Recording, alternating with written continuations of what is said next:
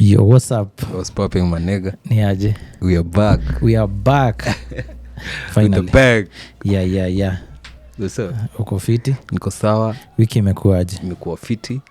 Najua you are cussing, you are crying and shit, but it's all good, man. I was losing it, man. I know what you say. I was losing my head. I know. Yo. Tell people. That was crazy. Tell us. How was crazy. Last time we were here. Yeah. Hatukuwa tumecheza Carabao bado. For sure. Then we played the final and it was crazy, man. It was crazy. I didn't expect that. It was disappointing, to be honest, because as I said in the last show, that I expected us to get hands in that cup because I know the confidence that any team that wins the first trophy of the season gets. Any league, if you can get your hands in the first trophy of the season, it like jumpstarts you into the running of the league. But now, bro, we need miracles. We need magic. Actually, you niggas need magic. Yeah, for sure. Because kituna believe ni after Man City got their hands in that cup, their mentality now is different. Very different. That is not the same Manchester City that lost against Real Madrid. Let me tell you. For what we know about Man City is they normally focused on big stuff like big trophies and shit. Yeah. But right now, for me, they was like, yeah. But for me, like, remember I told you that, like, Pep is my God coach, right? Yeah. So it won for me, like, it was. And what I said is, I told you that Pep knew he didn't have a chance against Real Madrid. He didn't. Going extra time would have killed them.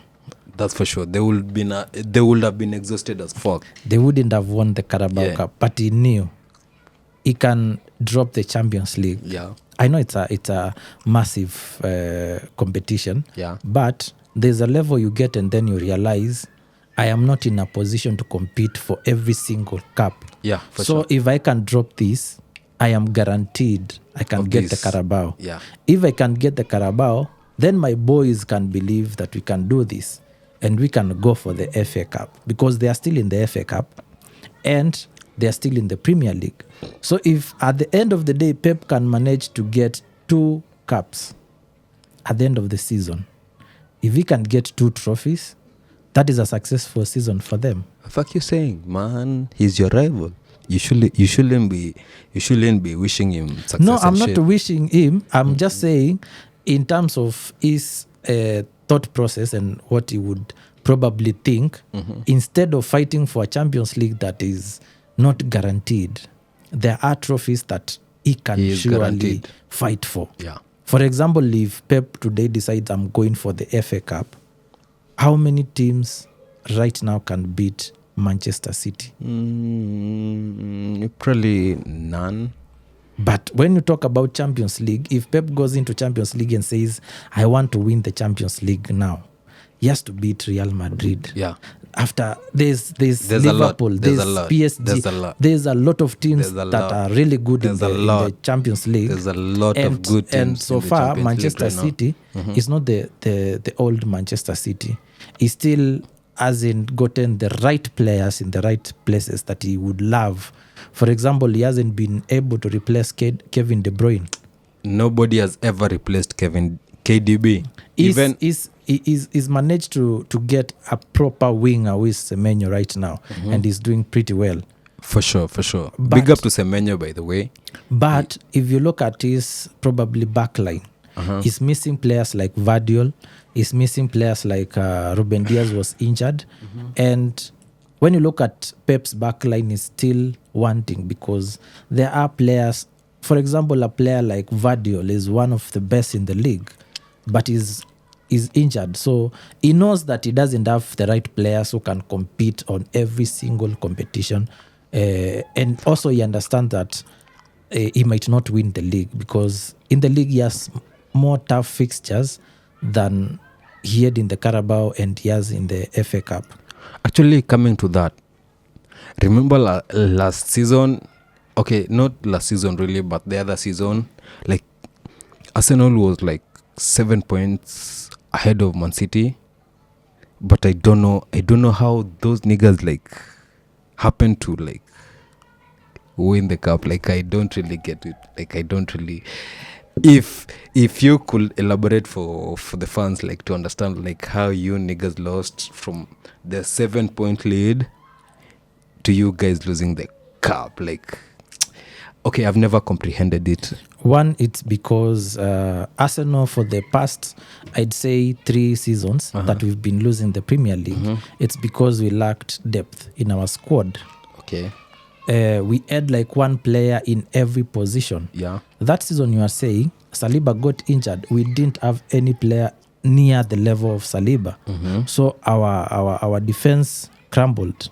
There's a season Martin Odegaard got injured. We didn't have a replacement completely because you cannot tell me that you are competing with a Manchester City team that has Kevin De Bruyne and Erling Haaland, and the striker we are depending on, it's Kai Havertz. God damn it, man. You niggas are doomed. We bought Gabriel Jesus, and since we bought him, he has never been fit. That has been the issues that Arsenal has been having. Actually, I was to ask you about Gabriel Jesus, because ever since you niggas signed Gabriel Jesus, to me it's been more of a flop than a win, because he's injury prone. Yeah, 100%. Cause okay, for the last 3, 4, 5 years, he's been injury prone. At times, like you guys should like let something go. Like, yo, we know you do better, Ama, we know you play better, but at times, if it ain't for you, like yo. But now you see, when you buy a player as expensive as Gabriel Jesus, because he was one of our expensive players by the time we bought him, pretty much, and the profile he had coming from Manchester City to Arsenal. Now this is a player you brought to your team and he's been injured like all the time. So you cannot sell this player. Nobody buys an injured player. Nobody buys an injury-prone player. So the only solution is to wait for this guy either to get fit so that you can sell him, or to wait for his contract to run out and then release the player. Because selling, we had a player called Tomiyasu. Tomiyasu was one of the best defenders we had. Was he number 3 or number 2? He was playing. Tomiyasu was a left back. Left back. Oh, he was that Korean Japanese, Chinese guy. Yeah. Then I remember Tomiyasu got a nasty injury and he has never recovered. So Tomiyasu could come in today, play 20 minutes and he's off. First half. When you see a player being subbed in the first 15 minutes of coming on, that is a serious injury. So we could not sell Tomiyasu as much as he was a top player and a good player, but we can't sell him because he's always injured. We had a player called Emily Smith-Rowe, ESR. Actually, where is Smith-Rowe? We sold him to Fulham. That white guy. Yeah, we sold him to Fulham because Smith-Rowe hawezi ka fit for 2 games continuously. And the intensity, you see, when you're playing for a team that is going head to head with Pep Guardiola, you need to be fit 100%. That's for sure. But now playing for Fulham is playing well because there's no pressure. They are not even in any other cup, just Premier League, more competition. Okay, so like you're trying to say like for now, wherever he is, like he's not injury prone? No, for now he's okay because he's playing 1 game in a whole week. Actually, coming to that, that's what Manchester have been doing, man. From the biggest club in the world to you niggas playing like 1 game in a week, man. Like, but the problem with Manchester United is Manchester United is not a big club anymore. Manchester United and a team like Brentford, there's no difference. yes, I agree. They won a lot of trophies in the past. That is a fact. That is in their history. Actually, I read your stats. You niggas haven't won for like 15, 10 years. And Manchester is up there amongst the top two, the top three, actually. Actually, the top three. Yeah. Because you are the third. Yeah. So I'm asking myself, like, what if you niggas was winning consistently? If Arsenal was winning trophies in the last 22 years, then right now we wouldn't be talking about Manchester United. But then again, Arsenal has not been in a position to do that. And most people don't understand how football works. At the end of the day, football is a business. We can talk about trophies, but at the end of the day, there's an owner who owns this club and understands how this business model works. Yeah. And he knows that I have to do ABCD before I can compete for this type of a trophy. Arsenal moved from Highbury to Emirates. That stadium was built on loan. The same thing that Ineos is trying to do for Manchester United. When you build a stadium on loan, then it means you will have to repay it. Nobody gives you money to build stadium for free. That's for sure. You build a stadium, yes, but you have to repay that stadium for quite some time. That is what Arsenal has been doing. Arsenal has been unable to sign players for the longest time. Tell me which player we've signed in the last before Mikel Arteta came. Actually, yours is way back. Yeah. I remember, like, yours is way back. Remember us, Camp Nou. Yeah. Constructing that Camp Nou, like, man, like, it really took us back, man. Like, man, we had no chance of signing new players. Look, new best players. Exactly. So you have to rely on your academy players.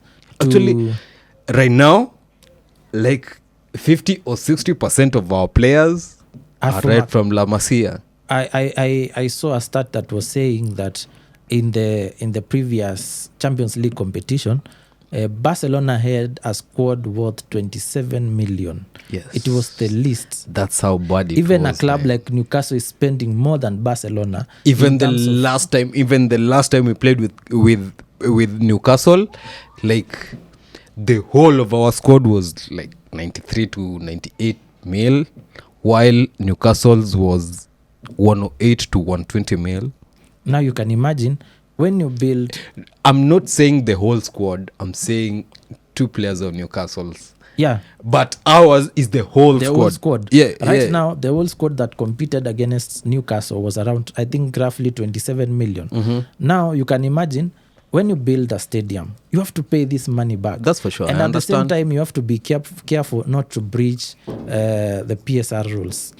So anytime you spend that much on a stadium, then it means you have to sacrifice by selling your academy players, by building a squad that is integrated with your academy players. So Arsenal has not been able to buy players for the longest time. Now, up until we finished paying the loan. And now you can see the impact of that, because for the longest time, Arsenal now can go in and buy a player like Declan Rice worth 105 million comfortably, and the next season go ahead and buy Victor Gyökeres, buy Eze, we can buy anyone right now, because we are not under any breach of the PSR rules. Okay, I love that, but one thing I love for Wenger, for sure, I'm not an Arsenal fan and I'll never be an Arsenal fan, but what I love about Wenger is, like, that dude maintained you guys on top 4 with nothing. Exactly. I don't know if you get what I don't know if you get what, like... And Arsenal is the only club that has never been relegated. We've always stayed on the top flight. Yeah, for sure. Like, okay, for me, to be honest, I don't want to talk shit, I don't want to degrade you people, but I know Arsenal is a dope team. That is, if you guys manage to play or manage your team like Wenger did before. Okay, let me tell you when I rated Arsenal. That was 2002, 2003, and 2004. After those 3 years, don't think like I can rate Arsenal until this season. Just imagine how long you guys took from 2004 to 20. Don't forget we are in 2026. Yeah. You can it is about 20 to 21 years. You niggas have not been.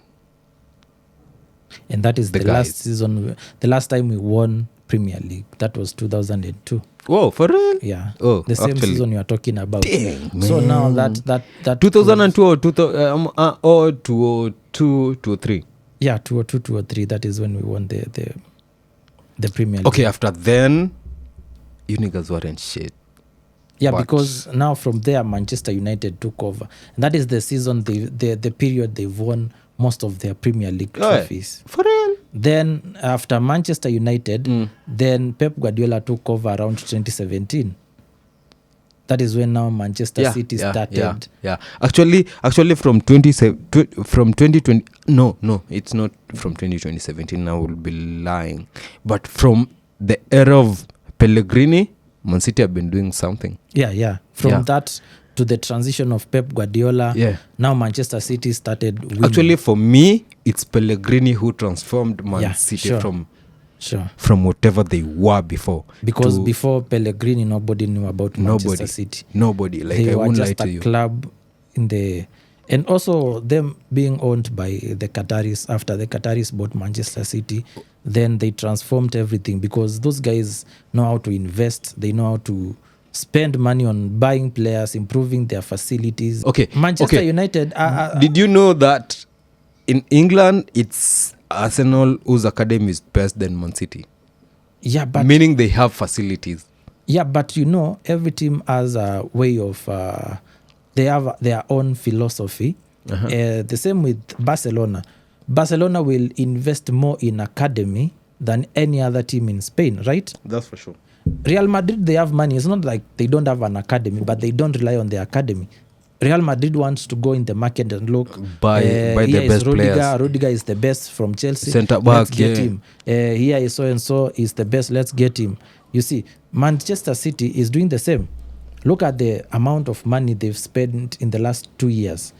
Manchester City went in and bought Erling Haaland. They went in and they brought like Mamush. They brought Chucky. They brought Semenyo. They brought Gay. They brought the likes of Savinho. They brought Rendias. Like they can buy anyone, so they don't need to rely on their academy. But it's Qatari money, man. Exactly. They have money, so they don't need to focus on academy, waiting for kids to grow and then integrate them to the academy. The same thing, the same module Manchester United is using. They pretty much. Actually, they sell the academy players so that they can acquire. For example, Manchester United players. is buying academy players from us. How do you buy academy players? They bought Chido Obi. They bought Evan. Now they want Lewis Kelly. They have an academy, but how many players are coming from Manchester United academy to their first team? Okay. Since Menu, we've not seen anyone else. To me, for real, for me, the only academy player that I can rate from Manchester United is Menu. I don't know if you get. And since Menu, there's literally no one who is in good level. None. Even if they tell you there's a mass, but I've not seen him do anything. Who that? Nobody knows him, but they will tell you we have a mass, but you can't see them on field playing. We don't know They don't them, contribute anything to the team. Like they're just on bench. Actually, like when you come to reality, we know Doman more than whichever players you've mentioned. Exactly. And the few years Mikel Arteta has been here, he has managed to bring either. I ain't talking shit about Manchester. I'm talking reality, actually. They will come at you. They don't like that. I don't give a fuck, man.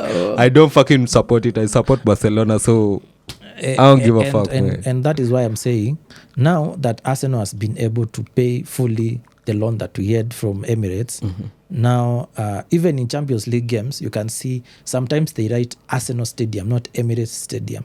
Because they don't. Some games will see it written Arsenal Stadium, not Emirates Stadium. Okay, what's the name of your stadium? It's Emirates because it was funded by Emirates Stadium, by Emirates company. So why don't they write it as Emirates? because currently I don't think like it was under Emirates. Now Was it okay? Was it meant by the loan? I don't know if how I can frame it actually, but was it made due to the loan that you guys borrowed from the Emirates?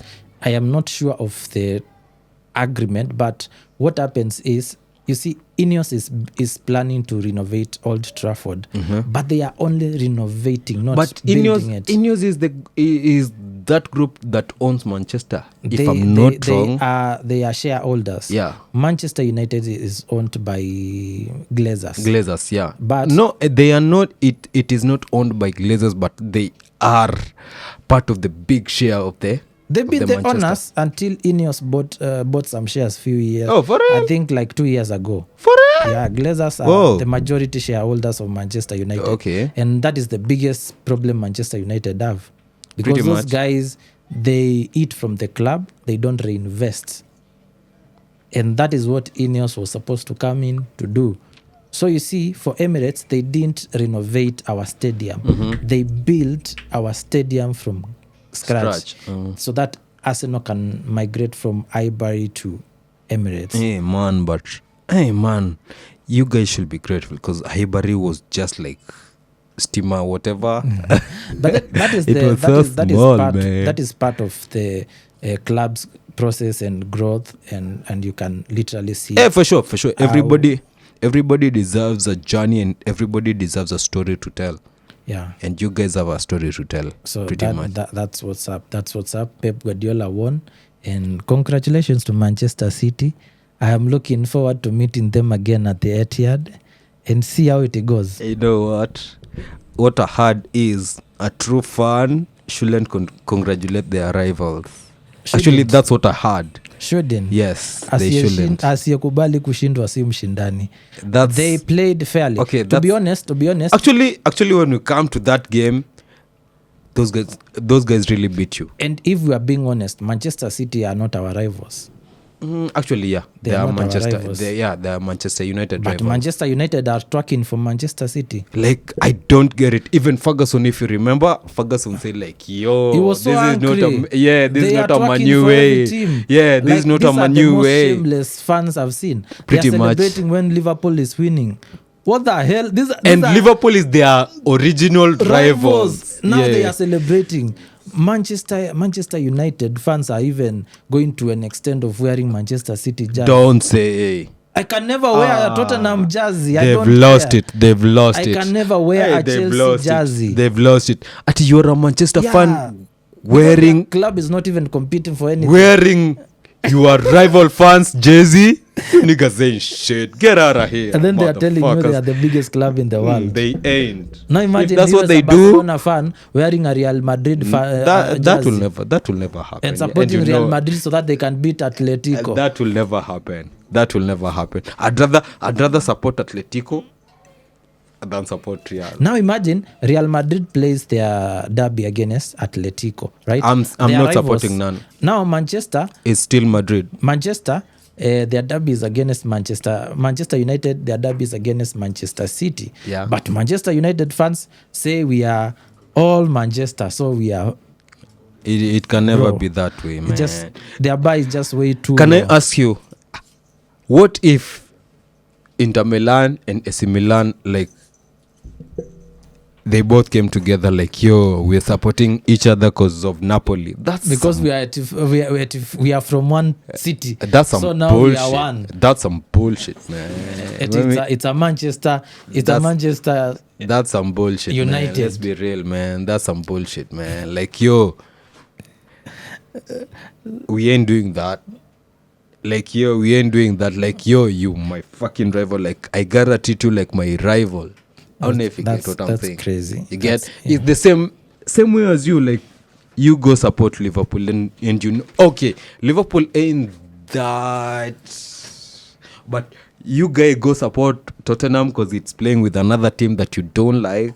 Yo, man, you look like a clown. Anytime Tottenham is playing, I want them to lose. Exactly. Anytime. That's what the city about. Anytime. The same way. Okay, we got okay, in Spain, we got a club called Catalonia. Whenever that team plays with any other team, I'd rather support any other team than support Catalonia. Man, like that. Okay, for a real fan, you shouldn't support your rival. And that's what I'm telling to my new fans. You guys don't have identity anymore. You guys don't know you guys don't know shit about wearing that Red Devil shit. Like, man, you lost it, man. Like, you lost it. Clearly. You lost it. Like, you shouldn't, in whichever way, no matter the team that plays with Man City, like, you niggas you shouldn't be there. You can imagine Manchester United came from being a team that people feared to play against to a team that is supporting Manchester City to beat Arsenal. Okay, for us in La Liga, we've never viewed Manchester as that big as you guys view it. Manchester was, I'd say, during that time, Manchester United was a big club because they played in every Champions League, for example. They would go to the highest stages of Champions League. They won the Champions League, I think 3 times. They won the Premier League 13 times under Sir Alex Ferguson. So that time, Manchester United was the only team in England that was representing England and pushing to the highest level of football. A club like Chelsea. Do you know that we fans of La Liga, we used to think that Chelsea is bigger than Manchester. Do you know so? No, Chelsea has... The problem with Chelsea, they don't dominate. Chelsea comes, one season they win a trophy and then they disappear for some time. They come up again, they win a different trophy, they disappear. Like right now, they won the Conference League and the Club World Cup. Where are they right now? Okay, for me, if you really understand football, you really know today might be yours, tomorrow might not be yours. But now, Manchester United is a team that could dominate for 5 years, continuously winning. Consistently and performing well in Champions League, Premier League, Carabao Cup. So they could compete in every possible competition and do well. So that is why they were ranked there. And when you start counting like the English titles, Manchester United is on top with Liverpool with 20 titles each. Yeah, okay. When I was doing research, actually I realized Liverpool is way ahead of trophies, then followed by Manchester, then followed by Arsenal. Yeah. So I was wondering, like, you guys... And we haven't won in 20 years. Yes. So if those 20 years were productive for us, then we'd be talking about something different. So okay, for me, if I could ask, do you think like that stadium cost you everything? 100%. We had to sell our best players. For example, we sold Robin Van Persie, who was our captain, to Van Manchester Persie wanted United. to go. No, Van Persie wanted to go. We had to. Van Persie, okay. Not even him wanting to go. We had to, so that we can balance our books. The cases that you see Chelsea having right now is because they what I've never understood those rules. Yeah, for sure. Because at some point, as a club, you have to, when you are a selling club, you have to sell. For example, right now, Newcastle, they have to sell. It doesn't matter. They had to sell Isak. They have to sell. Even this summer, they'll have to let go players like Tonali. They have to let players go like Godon. Kwanza I saw Tonali and Godon really wanna go. Yeah, they have to sell because they don't have the financial muscle to keep these players. Same as a team like Bournemouth. Bournemouth, they sold Solanke. Now they've sold Semenyo. They sold Kluivert. They have to sell. Even this summer, they'll have to also sell because they are selling clubs. Is it for them to balance the books? Yes, because you have to balance your income, wages, your expenses, and your income must balance. Okay. At the end of the day, if you have players with high wages and you are not making enough money, then it's a problem. It's a problem. At the end of the day, you'll start getting point deductions. That's where you go to relegation. Is it really about point deduction somehow? Yeah. When you it's break- about performance. When you break those rules, at the end of the day, they come, they do, your books don't add up, then you are in breach of ABCD. What you Okay. get, deduction, point deduction, 15-point deduction. Actually, they should do as Barcelona. In Barcelona, let me tell you how we used to sign these players. For your club, you are the biggest, but when you come to our club, like you're just any other player. Like your wages are cut, like, and to a shock, to an amazing thing, like those players really like. But you have to be somewhere for a player to be willing for salary deduction, for them to sign. For example, right now Arsenal is competing at the highest level right now. So if we can win the league this season, it means any player in the world would want to play for Arsenal. That's for sure. That's why I guess Victor Gyökeres had a bid from Manchester United and a bid from Arsenal. He chose to come to Arsenal. He was willing to cut his salary to join Arsenal. Why? Because right now we are playing somewhere where he wants to be. But before then, we weren't even qualifying for Champions League. Nobody would want to play for a team that is not in Champions League. You guys have been qualifying. Okay. We've gone 7 good years without Champions League football. Don't say. Yeah. That's Before after Arteta, Wenger. That's after Wenger, right? Yeah. Before Arteta, we had 7 good years. Even with Wenger, with all your deals and shit, like that dude made sure like you guys maintained that there. So now Arteta, when he came in, we had 7 years without Champions League football. Who was your coach between all those 7 years? It was Wenger. Before Wenger, we had started falling. Before Wenger left, we were still falling. It was not working. Nothing was working. So Wenger retired. Then we brought in Unai Emery. Unai Emery failed. Then Arteta took over. Whoa, it was that short? Yeah, it's not been long. We've not had so many managers. Arsenal don't work with so many. Like right now, if Arteta wins the league, then he's guaranteed for the next 10 years to be at Arsenal. Don't say. Yeah, we don't change managers like Chelsea and Manchester United do. That's fucked up because I remember Xavi won for my team. Xavi won the La Liga, but he was still sent away. But there's a lot that Xavi didn't agree with your club. They had a fallout on some agreements. Yes, because he really wanted players. He really wanted players, but the books couldn't don't allow. You see, now Arteta, what he did is he came in. He said, "I'll work with whoever is here to build a squad." But also Xavi worked with whatever he had. Then Arteta worked with what he had without having a budget. Even Xavi. Then he got Champions League. Then he got the budget. He was given the budget. He got players like Zinchenko, Jesus. He got players like Vieira. Then he just took them from Man City, from where he was. Yeah, and it was easier for him because he's a new manager. Arteta has never been a manager anywhere else. It was good for him because okay, he had personal relationships with them. Those players. Yeah, and actually it's easy to convince a player from a player you've already worked with to tell them, I have this project and I want you to be part of this. That is how Pep worked with players even before. If Pep comes to your club and he knows so and so, he will call them. That's the same way Pep worked with Mikel Arteta because they knew each other.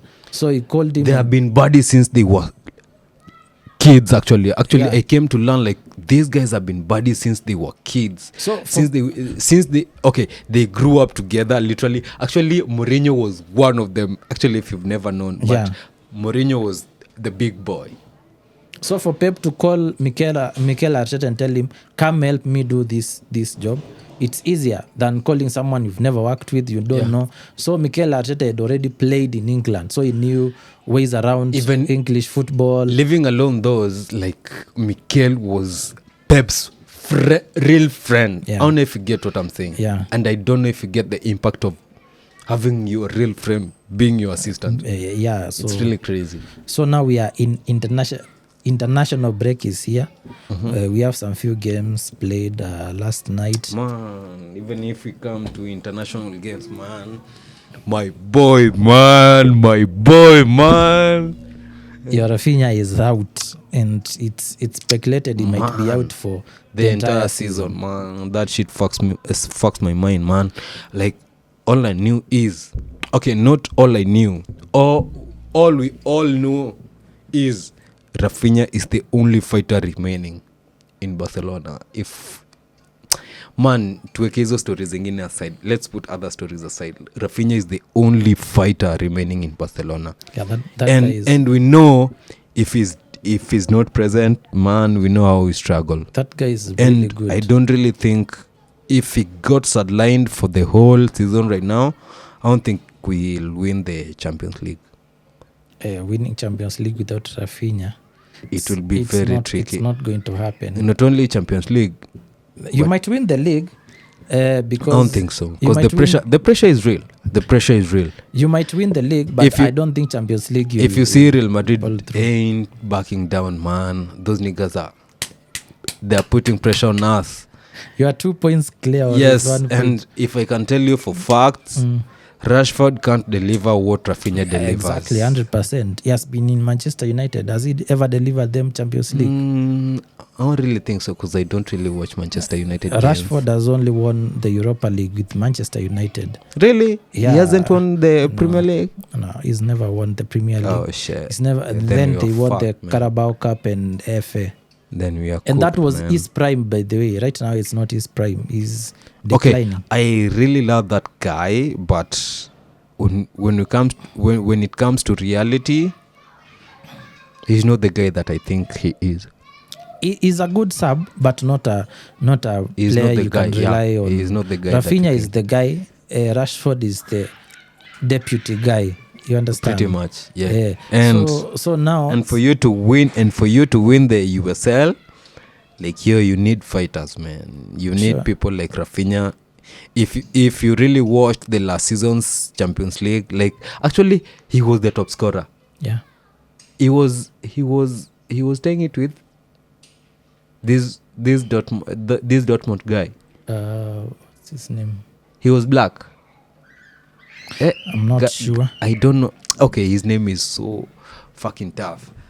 So now that is why you see most teams pulled out their best players from this international break. Actually, like, now I understand why the clubs pull their best players for out. For example, Arsenal pulled out Bukayo Saka. We gave them Madueke.